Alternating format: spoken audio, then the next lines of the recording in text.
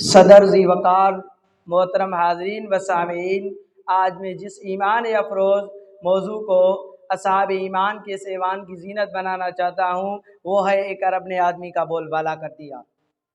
صدر محترم کہتے ہیں باران رحمت کی سب سے زیادہ ضرورت وہاں محسوس کی جاتی ہے جہاں زمین خشک سالی کی بنا پر اناج کی کونپلوں کی جگہ ببول اگلنے لگے۔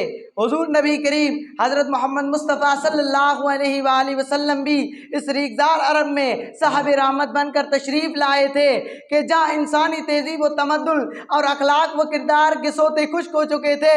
ایسے وقت میں جب حضور پر نور جناب محمد رسول اللہ صلی اللہ علیہ وآلہ وسلم مجسم رحمت و برکت بن کر آئے تو یکایک کی کشتی ایمان و یقین لہلا اٹھی۔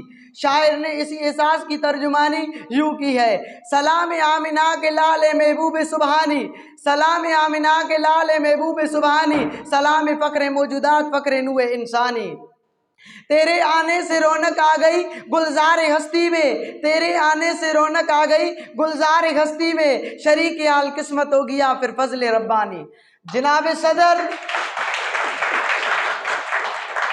کوئی شخص بیٹی کا باپ کہلانا پسند نہیں کرتا تھا، اور اگر کسی کے یہاں بیٹی جنم لے لیتی تو اسے زندہ زمین میں گاڑ دیا جاتا تھا۔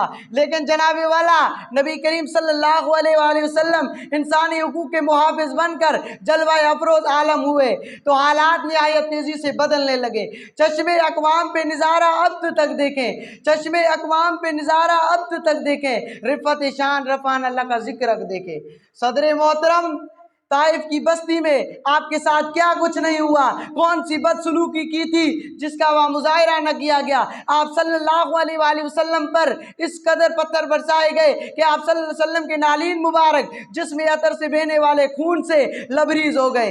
آپ صلی اللہ علیہ وآلہ وسلم بستی سے باہر نکل کر نڈھال ہو کر اپنے غلام کی معیت میں ایک درخت کی چھاؤں تلے بیٹھ گئے۔ آپ صلی اللہ علیہ وآلہ وسلم کے غلام نے اس بستی کے ظالم اور بے رحم انسانوں کے لیے بد دعا کی درخواست کی تو آپ صلی اللہ علیہ وآلہ وسلم نے فرمایا کہ میں اس بستی کی بربادی کے لیے بد دعا کیوں مانگوں؟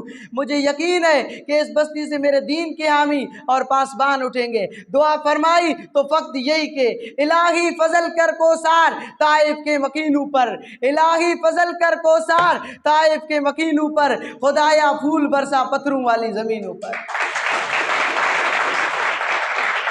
حاضرین محترم، الفقر و فقری کہہ کر دنیا بھر کے مظلوموں، بے نواحوں، محنت کشوں اور مزدوروں کو سینے سے لگا لیا، بلکہ قیامت کے روز ان کے ساتھ اٹھائے جانے کی دعا بھی فرماتے ہیں۔